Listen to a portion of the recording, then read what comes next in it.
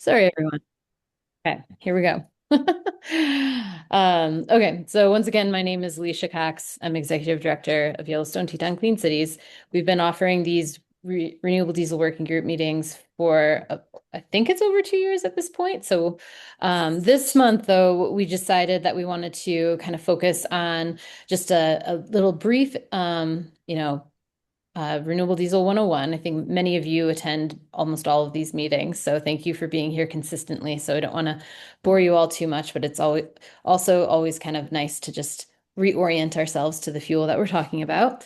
And then we also wanted to discuss the maintenance benefits that many fleets have been experiencing. And so we have a couple different folks on here that can speak to that. And then after that, we wanted to make sure that there's plenty of time for folks who are using renewable diesel and those who are interested in bringing it into their fleet operations. We wanted to provide some space for conversation and Q&A and just discussion in general. So with that, I'm just going to go ahead and get started here, unless is there any questions right off the bat? Okay.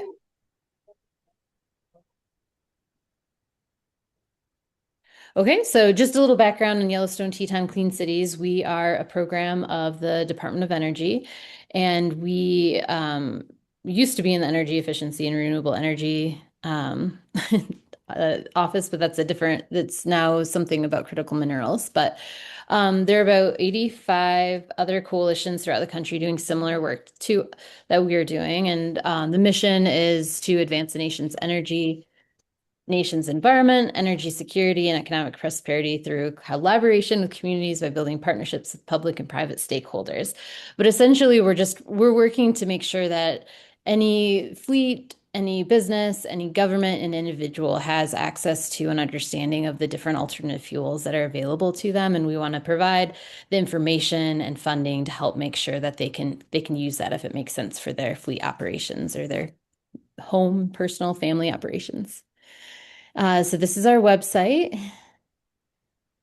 And Yellowstone-Teton Clean Cities, I'm based in Jackson, Wyoming. Jesse is based up in Bozeman. My dog has decided to jump into my lap at this moment.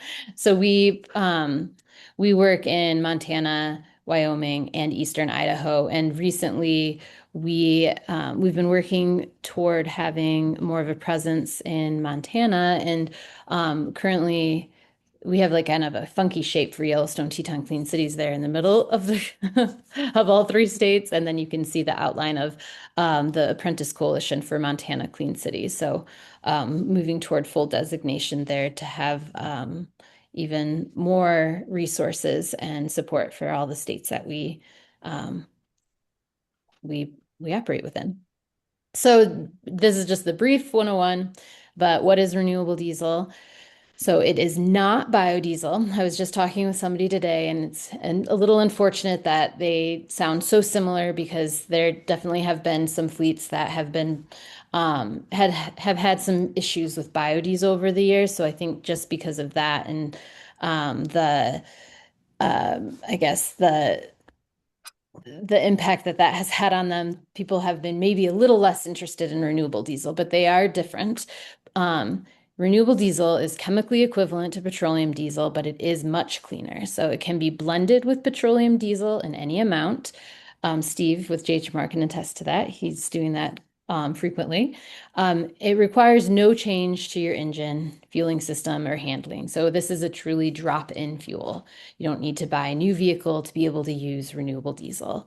It meets all the same ASTM standards as petroleum diesel, and the production capacity in the US is just continues to grow. It doubled from 2022 to 2024, and the EIA has just projected even higher production amounts into 2027 domestically. The properties comparison, you can see here that renewable diesel has a much higher cetane level or number amount than petroleum diesel. And then we also see here this higher oxidative stability. So this just means renewable diesel maintains its integrity a lot longer. And lubricity is also excellent compared to the poor or these red highlights here for petroleum diesel and biodiesel. And you can see the production compared to biodiesel. I'm not meaning for this to be a biodiesel bash, but I'm just trying to also explain that they are different fuels. So you can see here too that apparently it's recognized among fuel users that renewable diesel is a pretty superior fuel and that the production capacity is growing. And this is to show the production within our region here. So Montana Renewables is located in Calumet. They're at Great Falls, Montana. Then there's two different refineries in Wyoming that are producing the fuel, as well as a Marathon refinery in Dickinson, North Dakota. So for me, this is a very important piece of this fuel in that it's regionally produced. That is something that is talked at the federal level a lot, our energy security, domestic fuel, and I mean, this renewable diesel actually hits all those marks.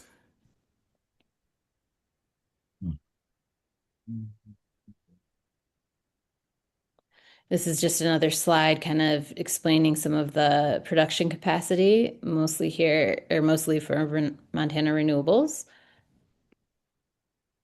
And this is the background on what the feedstock is for renewable diesel. So you can see here that there are different feedstocks from we use cooking oil, animal fats, corn oil, canola oil, and soybean oil. Um, the majority of renewable diesel is made or is produced from soybean oil. And right here you can see this is actually where Montana Renewables, I think, is getting the majority of their feedstock. I do want to look into the Wyoming refineries to understand their feedstock a little more. And then a chemical comparison. You can see here there is quite the difference. And so renewable diesel and diesel, often when people are asking the difference between them, will say that they are chemically the same, but you can see here it is a little bit different. But basically, so chemically, they're the same in terms of being a hydrocarbon fuel um, suitable for diesel engines, but the hydrocarbon structure of renewable diesel is more refined and less complex than traditional petroleum diesel. And you can see here in its combustion comparison. And this is, I think this is a really great visual that Jesse put together because it's just, you can see it. You can see the difference in combustion. And then also I just got an alert today. There's a presentation from um, somebody from Ohio State, I believe, but they're presenting somewhere in California. They did a study about NOx and air quality in locations in California that have high renewable diesel use. And doing the math, and we can understand the greenhouse gas emissions benefits, but then having a real air quality study is helpful. You can see it here, but then this presentation is based essentially showing that renewable diesel has benefits to the air quality in the locations and places that the renewable diesel is burned and used in transportation. So we have the emissions benefits and the air quality benefits. This slide Jesse put together to show um, a lot of things. There's a lot going on right here. I think I'll let you all go back to this slide when we share out materials if you want to look at this a little bit more thoroughly.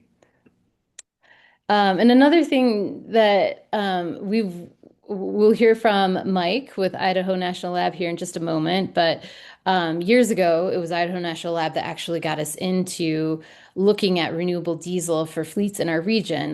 Tad Pearson at the time reached out wanting us to do an assessment for them, and it was very clearly renewable diesel was going to check all the boxes they needed for their greenhouse gas emission reductions if they were able to procure it and use it. And so More recently, that was, I think, back in 2018, when I first did those calculations for TAD. And more recently, Jesse's looked at this a little bit more in comparison to electric motor coaches as well. So basically, he was just trying to explain here that just putting in, just using a blend of renewable diesel at the 1.5% level, that's the same as buying and operating one electric bus in the fleet, in the INL's fleet. I don't remember how many buses he was using in this scenario, but I believe, and Mike will correct me, they have about 86 motor coaches currently. And so if you use a 45% blend of renewable diesel, this is equal to 30 electric buses. And then though it's not in these slides, there's definitely some economic benefits to simply switching your fuel in existing buses as opposed to purchasing brand new electric buses where you have to pay for the bus as well as the needed infrastructure to charge those buses. So this is meant to just show how this drop in fuel can really help a fleet achieve their emission goals if that's what is their priority. And today we're talking about maintenance. So this is just a slide showing some information about that where I think Jesse pulled this actually from a conversation he had with some fleet managers in the Northwest. But for petroleum diesel, they are seeing passive DPF regens every 2 days with 3 to 4 weekly DPF issues. And then with renewable diesel is a passive DFP. Whoops. What is the acronym? Regens once a month with 0 issues. And then if people are wondering about a DPF, the diesel particulate filter, we have some visuals here for you. So on the left, this is one that is needing to be cleaned. And then you can see where it ends up. And I think Mike will be speaking about this a little bit. So I'll let the fleet manager talk through that a bit more. Cost of pricing, this is a slide that maybe is not currently updated. So I'm going to not talk through this because I'm not fully informed on the fuel prices at the moment. Things have been changing in recent times to be quite a bit more expensive. And then just a benefit of renewable diesel is that all diesel vehicles and equipment can use renewable diesel. Steve with Jacksonville Mountain Resort is using renewable diesel in an interesting way in one of their backup generators for the ski resort, or not one of them, I think more than one perhaps, but you can also speak to that. But certainly we are promoting the use of renewable diesel in vehicles, but there are other uses for it as well. And this is just a snapshot of the publicly available renewable diesel in the 3 states that we operate in. So we have some at the Shell station, right on Broadway in Jackson, about a block from where I'm sitting right now, at the Belgrade card lock, as well as the card lock in Nampa, Idaho as well, with Conrad and Bischoff. And then if you do happen to be new today, we have a wealth of recordings of these weekly or monthly meetings on our YouTube channel. So you can go and visit that and see what the topics were for that month if you want to dive back in. We've covered different things from specifically meetings just focused on ski resorts and other things. And with that, I'm gonna actually pass this over to Mike. Are you on the line? Are you on I Zoom? am. Can you hear me? Okay, yeah. I just put a few things up here on a slide that in the email you sent me, and then I'll let you go ahead and just talk through the maintenance benefits that you saw for your fleet when you all were using renewable diesel. So I'll pass it along to you. Thank you for being Okay. here. Well, I'm not, yeah, I wasn't really sure what the curriculum was going to be here exactly, but I'll just kind of go over it with you, kind of how I talked to you on the phone this morning.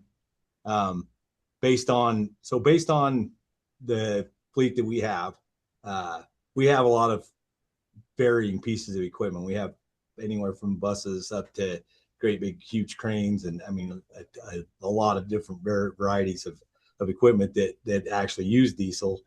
Back when I started, our DOE mandate was we had to use a certain amount of green, we'll call it green, non-petroleum type based products, right? So we went through the pains of biodiesel when back early in the day, and just really had our first initial one was with the animal fat one, and that one was really bad. We had a lot of problems with it, which really soured us on a lot of it.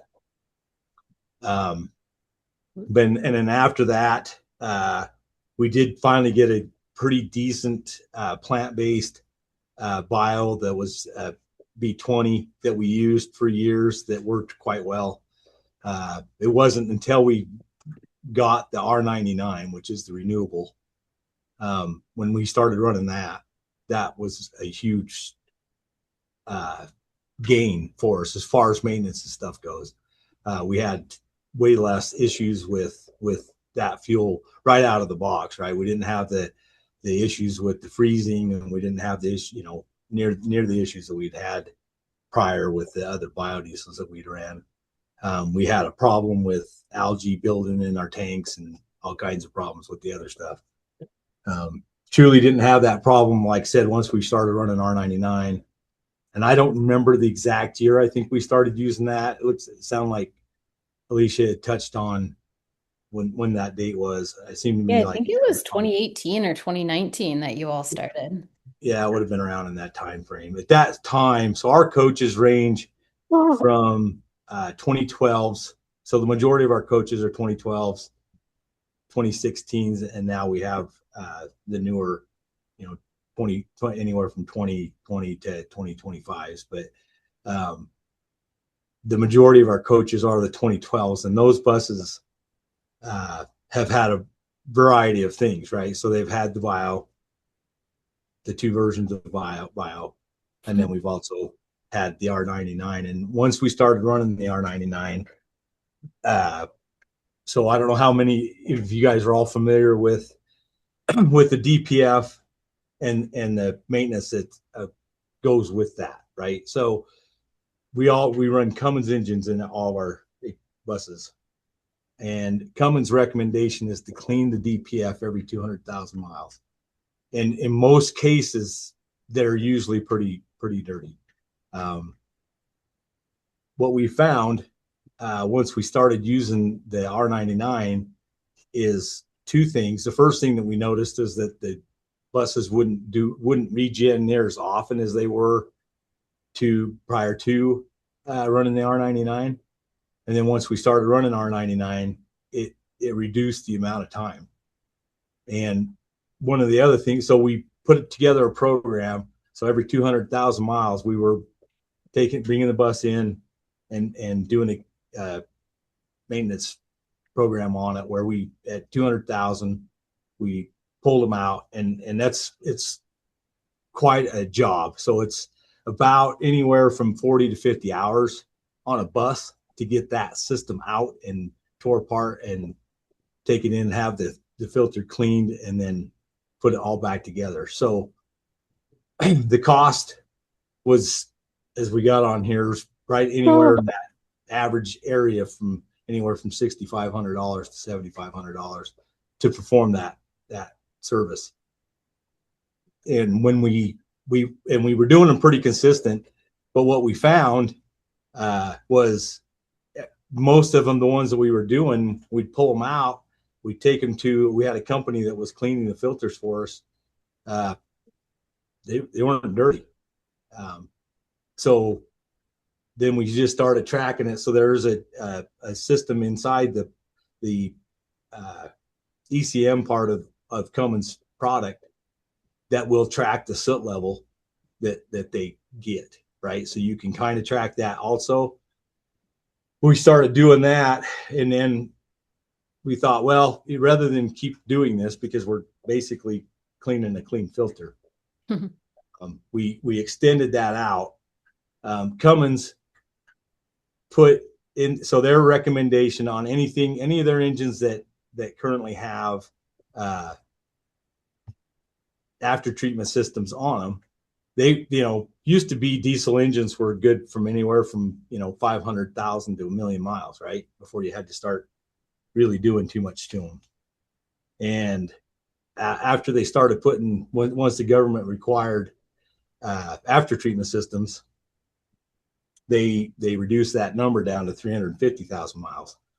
So when we talked to Cummins, they said, well, if you guys are getting more than 350,000 miles on these engines, you're doing pretty good. We've got a really good maintenance program for our engines. So I attributed a lot of it to that also. But the other thing we were finding is we're getting now stretching most of these engines are getting well past 500,000 before we have to rebuild them.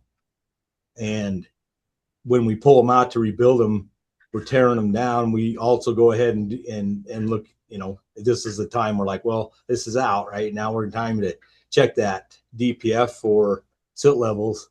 And we're still finding that the silt levels aren't really bad. I mean, so we've extended that almost twice, right? So we got that savings from what we were spending to pull those and basically a clean filter. And that's across the fleet, right? So right now we're in a program of rebuilding all of our engines because I'd say probably half our fleet's got at least 500,000 miles on it or more now. And this is what we're seeing now, right? So when they approached me about talking to you guys about the gains of renewable diesel, if I had a choice, I think if we had a choice, right, we're a government facility that works, that's under DOE, right? And so we have mandates on what we can do and what we can't do. And every time we have a change in the guard, so to say, that changes, right? So one time you're like, oh, we got to put all this stuff. And, we went through the electric pains. We've got an electric bus, which is working okay now. We went through a lot of pains initially to get that thing to where it would be sustainable too. And so truly, when she says about renewable diesel for cost and ease, I would say that one's going to be your better bet versus the other thing. So of course, just like everybody else is going through the pains, you talked about one of your colleagues not being furloughed because of money things. That's kind of where we're at, right? So the cost of the R99 got so prohibitive that DOE said, no, we're not going to allow you guys to use that anymore. So we are not currently running R99, but I just wait, we just, and one of the things that we didn't do, and this is above my pay grade, I would say, we have people that, they never stop to ask us to say, hey, let's build a business case and put these numbers together and see what the savings would have been versus running the regular diesel.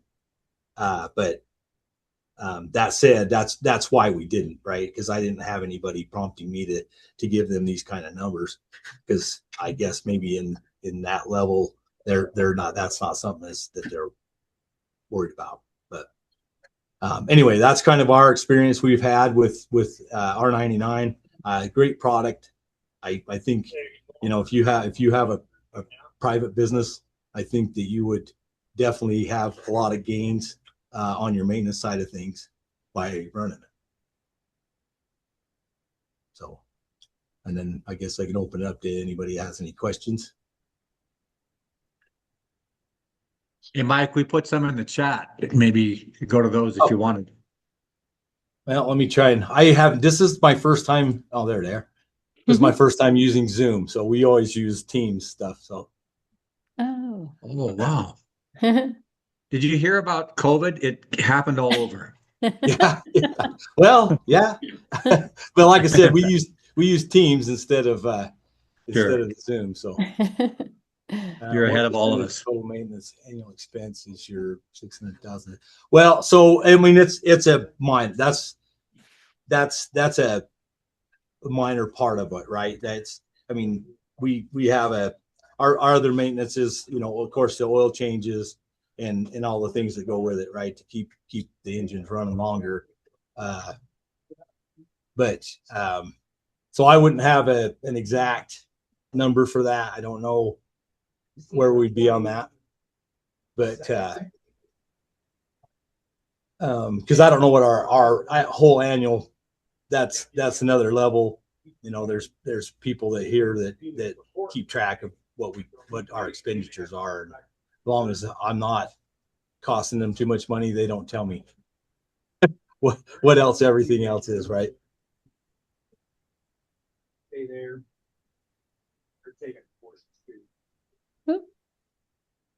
Alex, I can't hear you. Were you saying something? Check. No, yeah, I'm Oh, here. okay. So basically 600,000 is not a lot. I mean, also when you think about some of those other expenses, they'd be there anyhow.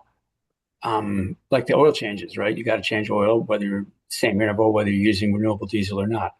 Maybe that's not exactly true, but so it's apples. It's a little tough sometimes to get it apples to apples.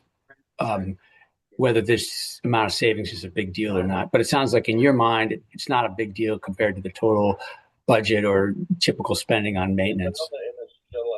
That's true. So the 600,000 is the number based on the number of coaches we have on that savings of the $6,500. We say it's the average, right? So that's where that number comes from. Yeah. So that is just for DPF cleaning. Follow up on Alex's question. I just was in Costco this weekend. There was a young guy with his family, looked like he was a farmer, and I asked him, and he's a diesel mechanic. And so I started pushing RD on him and, saying that it's not biodiesel and all that chemically the same. And I just learned some things here today. But are there any other shorthand things, like I was saying, 25% more engine life and things like that? But do you have any other quips like that a person can throw out in a quick conversation in Costco to get them to look into it? Yeah, I would. Oh, sorry. Go ahead. I was going to say we use it here, but because it burns cleaner, you're going to produce less soot, which you can actually stretch out your oil intervals. We do oil sampling here at the mountain resort, and because of that, we watch. We actually go 2,000 hours or more before we change the oil. Wow! Holy cow! So because of the clean and you have less soot and it doesn't plug up your DPF, you're also, if you look at your samples, and that's what ruins your oil is the soot. And we just watch that, and we basically change the oil once a year in our snowcats. Wow, that's great. Mike, Yeah. this is George Bailey. Where are you located? I didn't pick that up at the start. Are you at the National Lab? Yeah, it's Idaho National Lab. Great. That's what I thought because of the volume that you've done.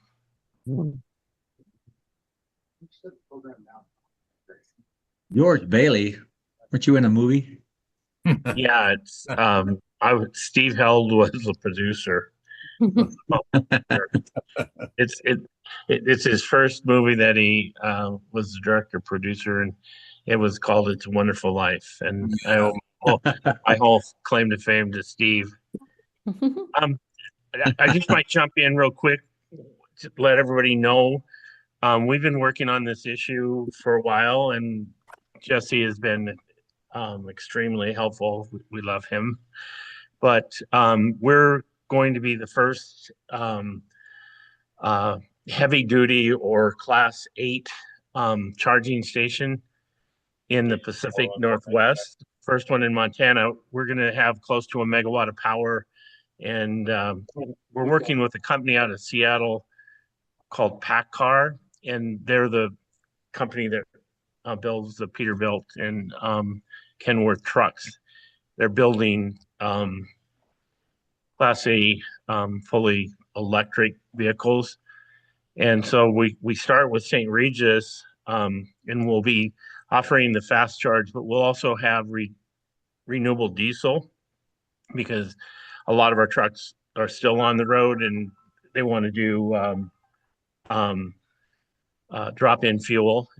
It's a no-brainer. And then we're looking at doing one at the port of Moses Lake, um, Washington, and then also one in the port of Montana in Butte, and then just keep moving across the state, Three Forks, Billings, and Baker. So um, we're part of the Pacific Northwest Hydrogen Hub, but we're dealing with what everybody else is dealing with, but they haven't actually attacked EV charging.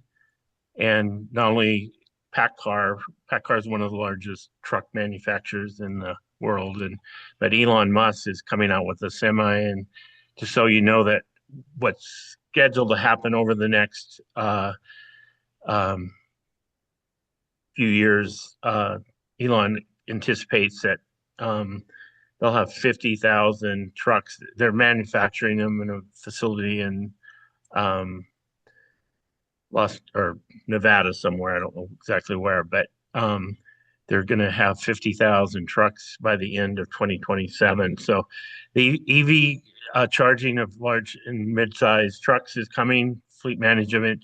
But the good transition is like if we take a fleet like the county of Missoula, they're looking at it.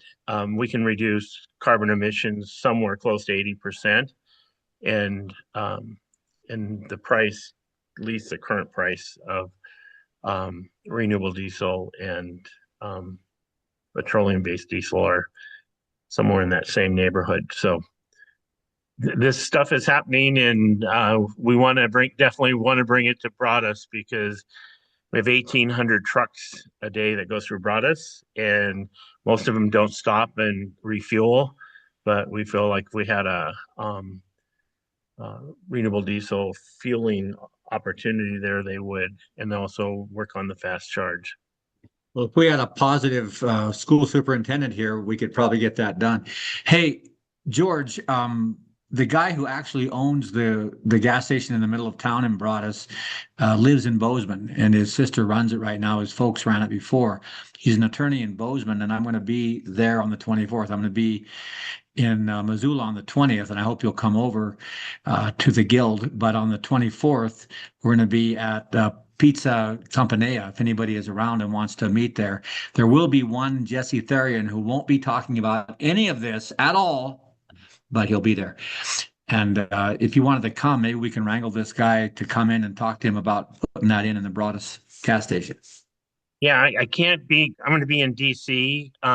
There's some funding from the Department of Transportation, and it's a low interest loan. And so I'm going to be there from the 21st to the 24th, but I will be in Missoula, and then maybe we can do a phone call, because is that the Senex station right there in the corner, or is it different? It's the co-op there. Yeah, it is. Yeah.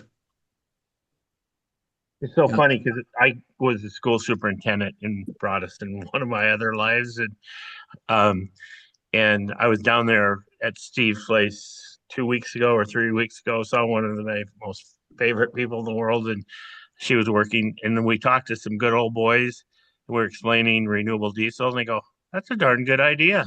So it's going to happen. We just have to keep, I guess, beating on the drum. Yeah, I think you got to go to every single Cenex and that's got coffee and talk to the retired farmers at 5 in the morning. At 5 in the morning. Yeah, exactly, Alex. And it's like a no-brainer.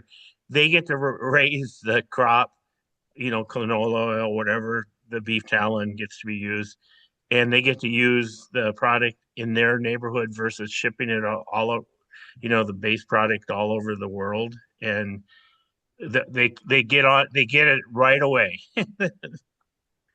Oh, They sure do. we do have another question in the chat here. So Casey with Whistler Blackcomb says, can someone touch on DEF needs when using renewable diesel? So that's diesel exhaust fluid. And as I understand, it's still needed, but dramatically less than conventional diesel. I'll leave that to Steve, Mike, anybody. Do you have thoughts on the DEF usage with We renewable we diesel? use a Tier 4 Stage 5 snowcat. And the DEF is used a lot more in this specific DPF. So it's hard to say, we've been whether it's decreased or not. But I know we've got cats that have 8,000 hours on them, and we've never had problems with the DPF. They never suggested, and they're Caterpillar motors, and so that kind of tells you it's something. They burn clean, and I we do use another additive that helps with this. But right now we're using 50% blend, just because at one point the DEF was cheaper. Not the DEF, the R99 was cheaper than the red diesel. Now it's gone. I'm not sure how the R99 went more expensive than the red diesel, but it is. So I might be backing off a little bit on how much I use, but I'm right now at 50%. Been like that for a couple weeks. Well, and I can tell you based on the way the system works, when they do a regen, that's generally when the DEF is injected, right? So in retrospect, if it's not regenning as often, of course you're not going to use as much DEF. Right. Our buses have got huge DEF tanks on them, so we didn't really track how much that was, but we did track the reduction in the regen process on the frequency on when it was doing it, and it was considerably less. So if that helps. One more dumb question from George. Steve, are you at Jackson Hole or are you at Big Sky or somewhere else? Snow Mountain Resort. Yeah, up here in Teton Village. Yeah. We've been using renewable for about 3 years.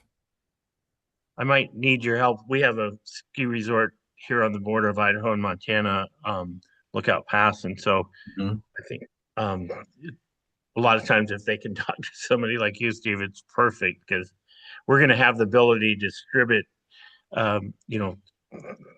support them with our station here in St. Regis. But if they know that somebody else has done it before them, it makes it so much easier. You just can't jump in full stream in the winter. You got to kind of blend it down and treat your fuel. I treat it with an B&G additive, but a lot of people use as number one. And I'm at like 20%, 15% in the winter. And it's usually good for like 30 below with the diesel we use. But yeah, you got to be careful in the winter. But in the summer, this year's been so mild, 50% is not even a worry. And so that's the biggest problem with it. You can't treat the renewable. There's not a chemical that'll treat it. So you have to blend it. And it looks like, I don't know how to say your name, Natasha with Big Sky is also happy to talk about ski resorts using renewable diesel, George. So I can maybe connect you all on an email chain to help with, did you say Lookout? Yeah, they're only 33 miles away, and it would kind of be a natural. Thank you so much. Is that where the bike trail is? The train bike trail up there? Yeah. It's amazing. That's a great trail. I think they're at about 175,000, skier days, but they're at 110 bike days, so it's given them 24, 7, 365, running a ski resort. If you have something for people to do during the summer months, it's great. So it's really great. They have buses too. They have a fleet of old school buses, they bought, and that would be another place we could say, would you try out some of this renewable diesel? And like you said, summer is a perfect time to use it that way. Yeah, that's when you started using it, Steve. I think, didn't you just start in the buying it? spring. Didn't tell anyone? Yeah, I bought a whole straight load of it just to kind of mix with my our red diesel, and started using it in the summer, and kind of told my boss about it, but I didn't tell Alicia about it till later. It says, hey, I'm going to start. Well, mainly because Tad was using it. I says, there's got to be something good about it. If they're using it and they're having good maintenance results, why not? Mm-hmm. And so the price was not that bad off. It was like, I think back then it was 75-cent difference, which now, I'm not sure why, but that's where we're at. The other one that we could, because we're going to be starting this summer, is sourcing. Because my understanding, you're getting yours out of more the Salt Lake area for the Teton. Well, I'm not sure where Conrad gets it. I'm not sure if they bring it up from there. I'm not where we find if it's from Sinclair, if it's up north. I'm not sure where Conrad gets it. I just talked to Conrad or to them today, and they've been procuring most of their renewable diesel from the Wyoming refineries, but then they'll be shipped via rail to Salt Lake and then up to the rail Oh, spur oh, in Idaho Falls. So, and then trucked to you all. It's like a big Yep. system.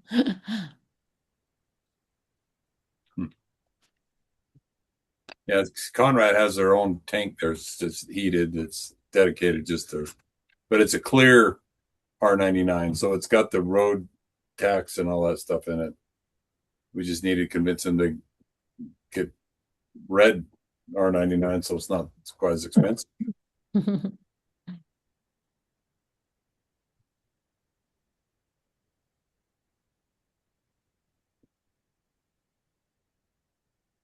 All right. Is there anyone else on the call that is currently using renewable diesel that had anything they wanted to share about any sort of maintenance positive things that they've experienced?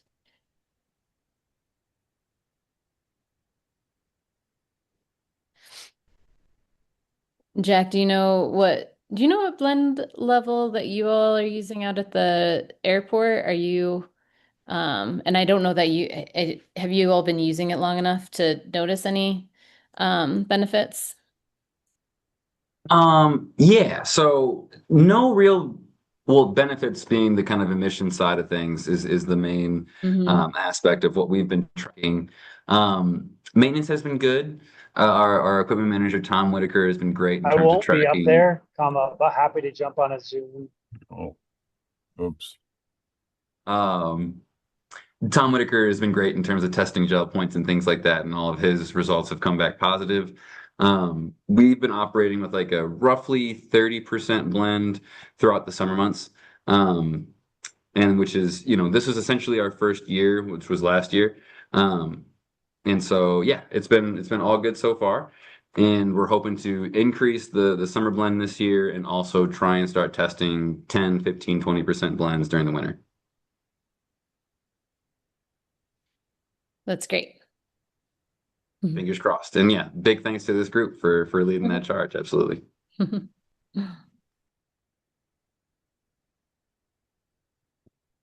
Well, great. Are there any other kind of questions, especially those that are looking into using it, that you want to ask some of the folks on the call here? Mike did just have to jump, but we still have Steve with us and Jack, who's using it as well. I'm not sure who else. Oh, Casey and Natasha.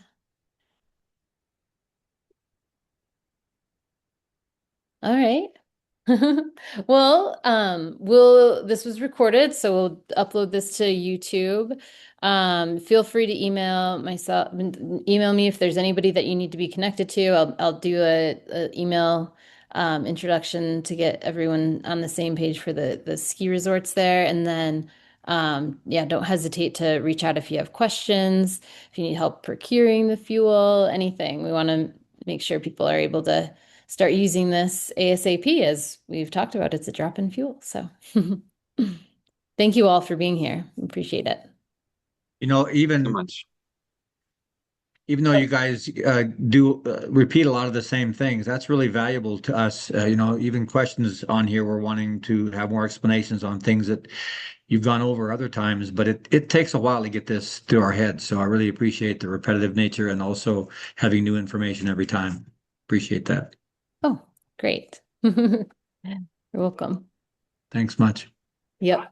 It looks like, sorry, Alex, looks like I didn't respond to your questions here though. So, Oh, it's ridiculous. My question is like, does anyone have the numbers off the top of their head? Of course not. But yeah, I just didn't understand. I'm just hearing a lot in Vermont. Everybody wants to electrify everything. Of course, we're seeing a lot of rises in electricity and diesel. So it's like these comparisons are not only dynamic, but they need real numbers. So I just didn't understand the comparison about the 45-1 and the fueling thing, obviously. And who's the guy? George is setting up the fueling stations. I love that idea of the renewable plus electric, and and possibly doing it next to rail, right? If you could get that renewable by rail and have it right there at your filling station, woohoo! Yeah, because it is, the emissions benefits are still greatly there with the rail. But yeah, I know it is really tricky and then every fleet is a little bit different, and the introduction of different fuels is different for every fleet. We have a transit agency out here that introduced 8 electric buses, and they're not using any of them now because it just didn't work for them. Like a few things, like at first they were having issues with the stations; those were installed improperly. And then the buses themselves, they were Proterra buses, which we know went bankrupt. So yeah, it's interesting how it's really hard to say across the board savings because there's so much nuance to each fleet, each fuel, each manufacturer, all of these things. So it is like, important to keep having these conversations and talk through that nuance and understand it for your own fleet before making decisions and moving forward. But I'm happy everyone's here to talk about it because then it does kind of like finally settle in to being the right decision or not for your fleet when you keep hearing this information from different people and can dive into different things. But yeah, there's always things to calculate and more things to consider every time we're looking at these fuels and vehicles. So I got a call. Thank you. Yep, thank you. All right, bye everyone. Bye bye. Bye.